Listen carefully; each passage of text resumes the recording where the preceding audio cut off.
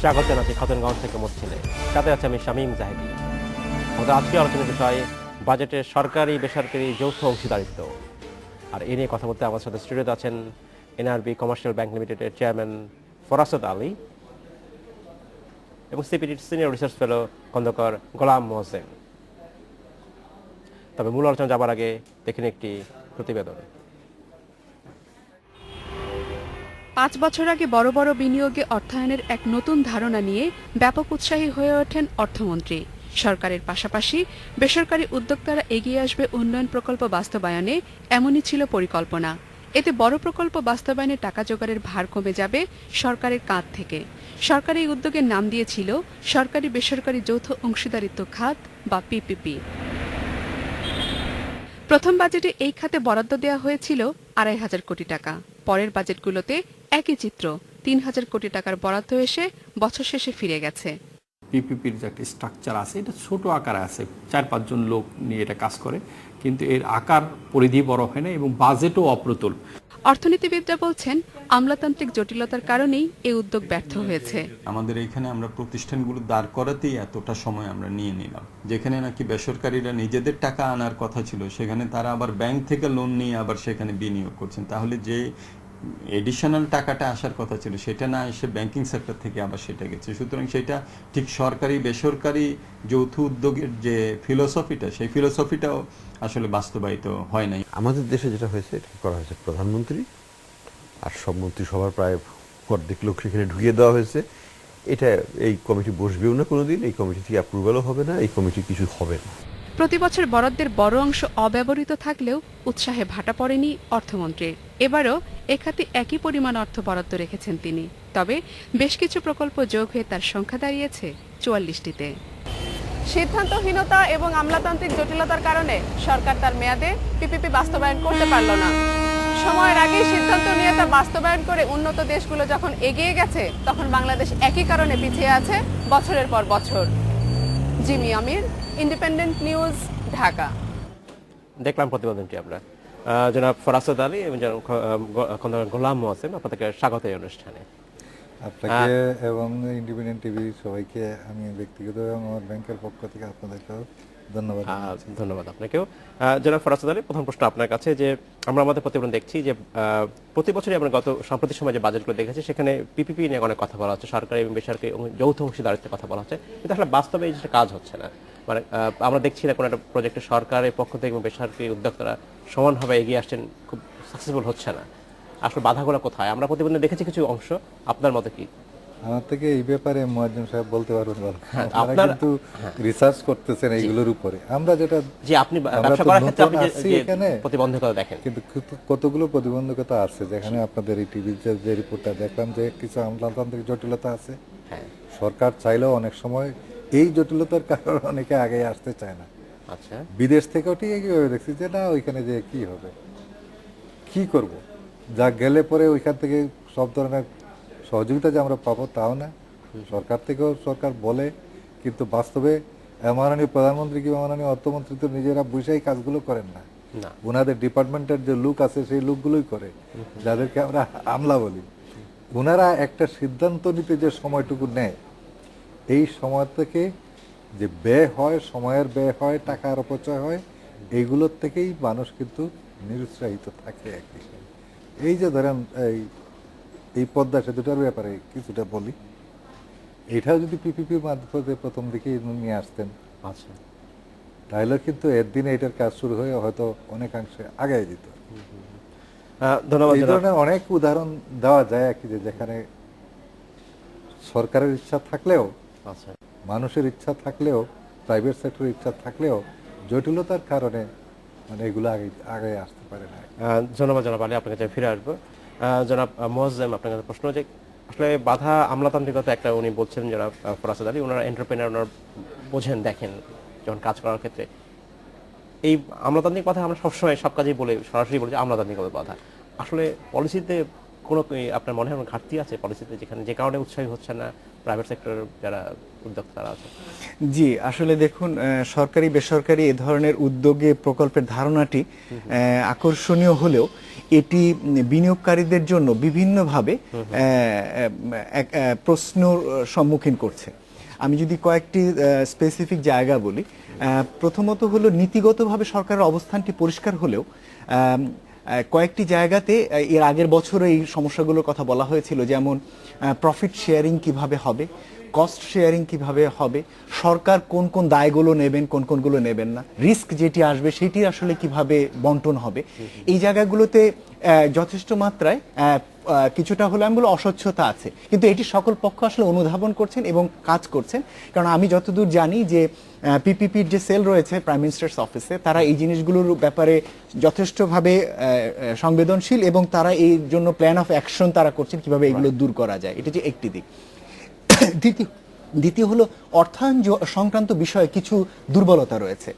যেমন পিপিপি সংক্রান্ত প্রকল্পগুলোর যখন প্রাক সম্ভাব্যতা যাচাই করা হয়, তখন তার জন্য যে খরচ হয় সেই খরচটি আসলে কে বহন করবেন?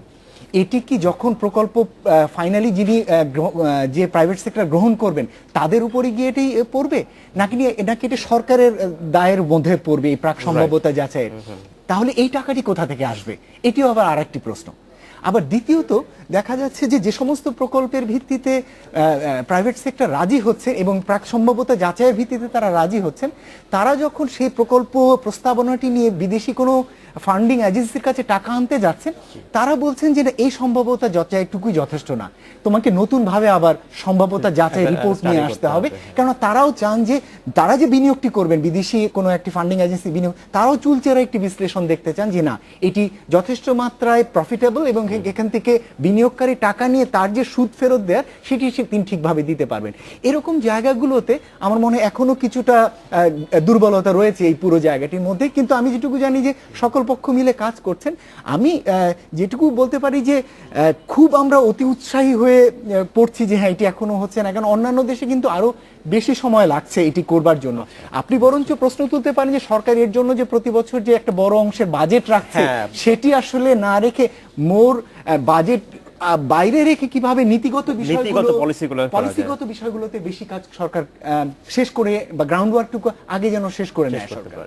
ধন্যবাদ জনাব মজা, আপনার কাছে জনাব আলী, আপনার কাছে প্রশ্ন যে আসলে আপনারা যারা এন্টারপ্রেনার আছেন, উদ্যোক্তা আছেন, এই বিষয়গুলোকে আপনারা কখনো সরকারি কোনো প্রতিনিধি থেকে বোঝাতে সক্ষম হয়েছেন কিনা যে সমস্যাগুলো কিছু আছে কিনা? আমরা তো সবেমাত্র মার্কেটে আসছি। আচ্ছা, এগুলো নিয়ে মাঝে মধ্যে মাননীয় অর্থমন্ত্রীর সাথেও কথা হইতে হয়। আচ্ছা, আমাদের মহাজন সাহেব যে কথাগুলো বললেন, এইভাবেই অনেক সময় অর্থমন্ত্রী মোদের কাছ থেকে আমরা মানে সেই উত্তরগুলো পাইছি। আচ্ছা, আমরা চেষ্টা করতেছি বা আমাদের ডিপার্টমেন্ট চেষ্টা করতেছে, মাননীয় প্রধানমন্ত্রী ডিপার্টমেন্ট চেষ্টা করতেছে, আমরা আগায় যেতেছি এবং আগামীতে আমরা আগায় যাব।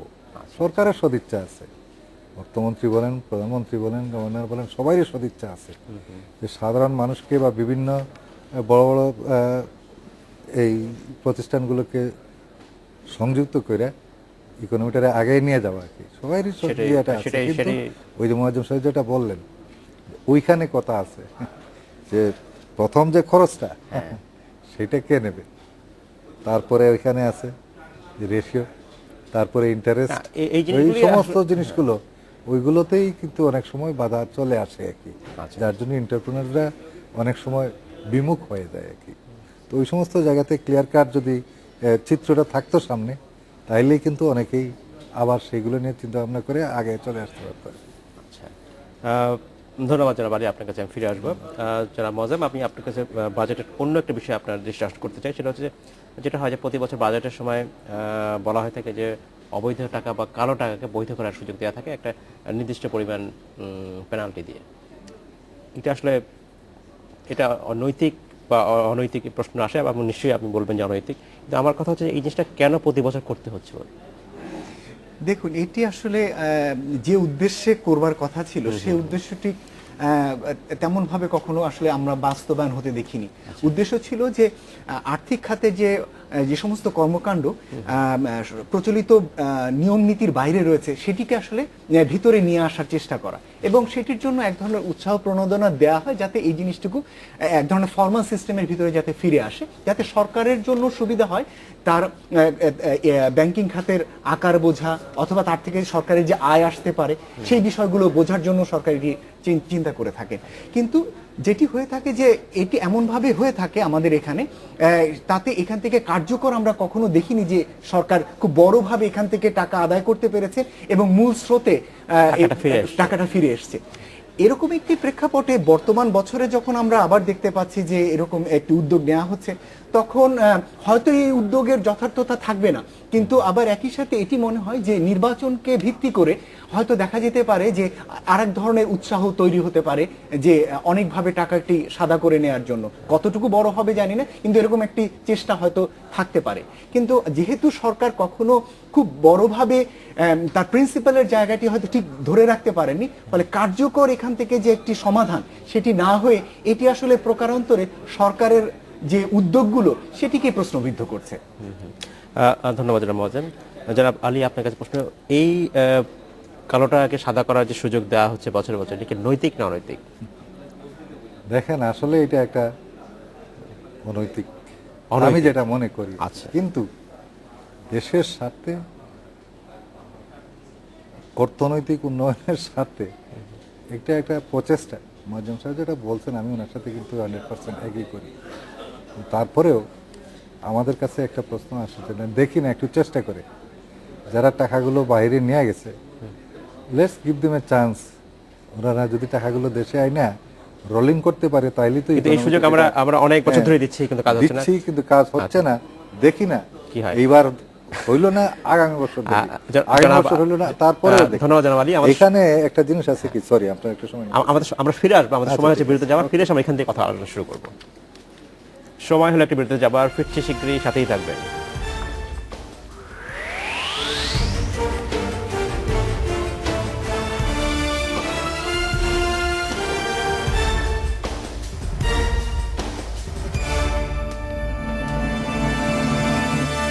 স্বাগত আরেকবার খাতুনগঞ্জ থেকে বলছি।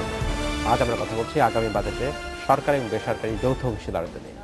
এই নিয়ে আমার সাথে কথা বলতে স্টুডিওতে আছেন NRB commercial bank limited chairman Farasat Ali এবং সিপিডির senior research fellow Khondokar Golam Moazzem. জনাব মোয়াজ্জেম এবং জনাব আলী, আপনাদেরকে স্বাগত আরেকবার। জনাব আলী, আমরা বিরতি যাওয়ার আগে কথা বলছিলাম কালো টাকা সাদা নিয়ে, ভিতরে কথা বলছিলাম। আপনি বলছিলেন যে এর যদিও এটা অনৈতিক এরপরও অর্থনীতির অবদান রয়েছে। অনৈতিক জিনিস কি করে অবদান রাখতে পারে? দেখেন, একটা জিনিস কি, যদিও মানসিকভাবে এটা অনৈতিক, কিন্তু টাকাটা যদি নিয়ে আসি আমি আইনা, যদি আমি এখানে কোনো না কোনো একটা ব্যবসাতে যদি রোল করতে পারি, আমার দেশে দেখেন 16 কোটি মানুষ আছে, 32 কোটি হাত। সেই 32 কোটি যদি আমি 30 কোটি হাতকে কাজে লাগাইতে পারি, আপনি মনে করেন না যে আমরা আমেরিকা কিংবা চায়নার থেকে ভালো করতে পারবো? এই সুযোগ কিন্তু শুধু এই বছর না, গত কয়েক বছর ধরে চলছে, কিন্তু ফলাফল আমরা কখনো দেখিনি যে এটা অনেক টাকা ইন্ডিভিজুয়ালের উপরে নির্ভর করে। কেউ মানে বিভিন্ন ধরনের সুযোগের সন্ধানে থাকে, সুযোগ করে টাকাটা বাইরে নিয়ে গেছে, আবার তখন দেখবে যে এই সুযোগে এখানে সুযোগ আছে, এইটা এখানে যদি টাকাটা নিয়ে আসি এবং আমি যদি ওইখানে বিনিয়োগ করি তাইলে আমি ভালো করতে পারবো। ওই সুযোগ সন্ধানীদেরকে ওই সুযোগটা দেওয়ার জন্যই প্রত্যেক বছরে সরকার কিন্তু এটা দিতেছেন। আচ্ছা, এবং যারা এই সুযোগটা যদি কোনোদিন না নেয় কি, এটা হইবা আনফরচুনেট, আর যারা নিয়ে আসবে আমরা বলবো যে সেটা ফরচুনেট। একটাই শুধু ছোট প্রশ্ন যোগ করতে পারি এখানে, সেটি হলো যে অধিকাংশ ক্ষেত্রেই যেটি হয় এটি আসলে একটি সামগ্রিক পরিকল্পনার অংশ না হয়ে এটি আসলে কোনো ব্যক্তি বা কোনো খাতে বিশেষ ধরনের একটি চাপের মুখে আসলে দেখা যায় যে এই ধরনের বিষয়গুলো নেওয়া হয়। ফলশ্রুতিতে এটির যেটি আসলে কার্যকর যে ফলটি পাওয়া সেটি না হয়ে এটি আসলে কতিপয় ব্যক্তি বা কতিপয় স্বার্থগোষ্ঠীর স্বার্থটুকুই আসলে ফিল আপ করে। সামগ্রিকভাবে অর্থনৈতিক কর্মকাণ্ডে এর যে অবদান পাবার সেটি আমরা আসলে পাই না। ধন্যবাদ জনাব মোয়াজ্জেম। আমরা একটু অন্যদিকে দৃষ্টি আলোকপাত করি। আগামী বাজেটে পদ্মা সেতুর জন্য আলাদা একটা বরাদ্দ রাখা হচ্ছে। আপনার কি মনে হয় এই আলাদা বরাদ্দ আমাদের অর্থনৈতিক উন্নয়ন কর্মকাণ্ডের ক্ষেত্রে তাদেরকে মানে তাদের বরাদ্দ কাট করে করা হচ্ছে কিনা বা অন্য ওখানে বাধাগ্রস্ত হবে কিনা অন্যান্য কর্মকাণ্ড পদ্মা সেতু? এখনো যেহেতু সামগ্রিকভাবে পুরোটি জানা যায় না, তো যতটুকু পাওয়া যায় যে ৬,৮৫২ কোটি টাকার মতো পদ্মা সেতুর জন্য আছে ৬৫,৭৮২ কোটি টাকার ভিতরে।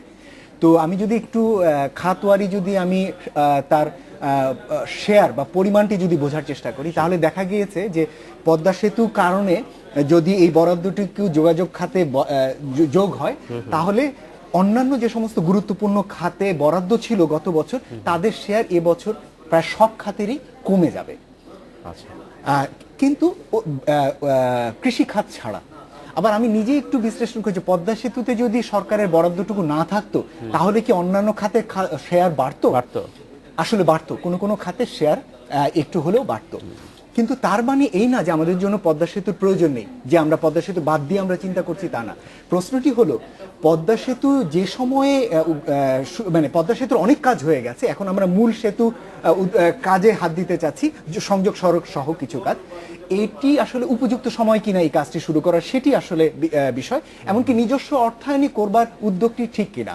ছোট্ট করে যদি একটু বলি, এই অর্থ বছরের প্রথম অর্ধ হচ্ছে এই সরকারের আমলে এবং দ্বিতীয় অর্ধ আসবে নতুন একটি সরকারে, এই সরকার অথবা নতুন কোনো সরকার তাদের আমলে আসবে। যে কোনো কারণেই হোক, এই সময় পদ্মা সেতুর অর্থায়নের ক্ষেত্রে বিদেশি সাহায্য না পাওয়া গেলেও নতুন সরকারের শুরুতে এবং নতুন একটি প্রেক্ষাপটে হয়তো বিভিন্ন দাতা সংস্থা পদ্মা সেতুতে অর্থায়নে রাজি হতে পারেন, আগ্রহী হতে পারেন। সেক্ষেত্রে আমাদের নিজস্ব ব্যয়বহুল অর্থ না ব্যবহার করেও হয়তো আমরা স্বল্প খরচে বিদেশি অর্থ ব্যবহার করবার একটি নতুন প্রেক্ষাপটে যেতে পারি। সেই জন্য আমার মনে হয় যে সরকার হয়তো ভেবে দেখতে পারেন যে প্রথম অর্ধে পদ্মা সেতুর অর্থায়নটিকে কিছুটা হলেও ধীর গতিতে গিয়ে সংযোগ সড়ক সংক্রান্ত, এবং পরবর্তী বছরের শুরুতে একটু অপেক্ষা করে দেখতে পারেন যে নতুন কোনো সাহায্য আমরা পাই কিনা, বা তার মাধ্যমে সরকার তার ব্যয়ভারটি চাপ কমাতে পারেন, যার মাধ্যমে অতিরিক্ত টাকাটি কিন্তু অন্যান্য অনেক খাতে ব্যয় করার সুযোগ তৈরি হবে। ধন্যবাদ জনাব মোয়াজ্জেম। জনাব ফরাজ আলী, আপনাকে ধন্যবাদ। আমাদের সময় স্বল্প জন্য আজকে শেষ করতে হচ্ছে এখানেই। আপনাদের দেখা হবে। ইউনিয়ন টিভিকে আবারও ধন্যবাদ আমাদেরকে এই সুযোগটা দেওয়ার জন্য। শেষ করতে হচ্ছে আজকের মতো খাতুনগঞ্জ থেকে মধ্যে ছিলে। আমাদের সাথেই থাকবেন, দেখা হবে।